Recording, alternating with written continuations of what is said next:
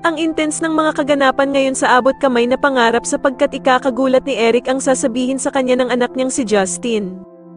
Dito nga dahil sa tulong ni Annalyn ay tuluyan na ngang lalambot ang puso ni Justin at maawa na nga ito sa ina niyang si Giselle, kaya naman ay mapagdedesisyonan niya ngang hindi na sumama sa ama niyang si Eric pabalik ng US. Samantala matapos ngang magbigay ng regalo na kwintas itong si Doc Lyndon kay Annalyn, ay hindi naman magpapatalo itong si Harry at magbibigay nga din ito ng regalo kay Annalyn. Matapos nga ang naging performance nila Annalyn at Justin ay masusupresa itong si Annalyn dahil nga sa gagawing surprise message ni Harry habang nakasuot ito ng Santa Claus.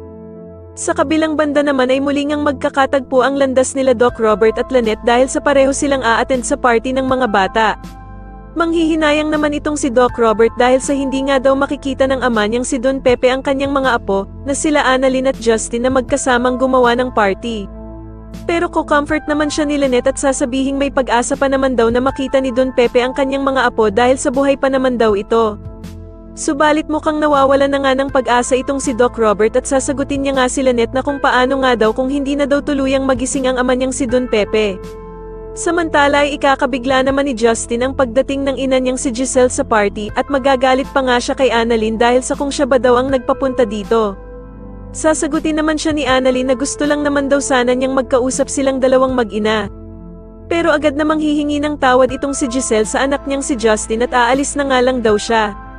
At dito nga habang papaalis si Giselle ay agad naman siyang pipigilan ni Justin at mukhang lalambot na nga ng tuluyan ang puso nito. Sa tingin niyo dito na nga kaya tuluyang magkaayos ang mag-inang sila Giselle at Justin, mas lalo na nga talagang nagiging exciting ang mga susunod na kaganapan kaya naman ay mas lalo pa nating abangan ang mas lalong gumigandang abot kamay na pangarap. Maraming salamat po sa inyong panonood at sana po ay masubscribe niyo ako. Maraming salamat po.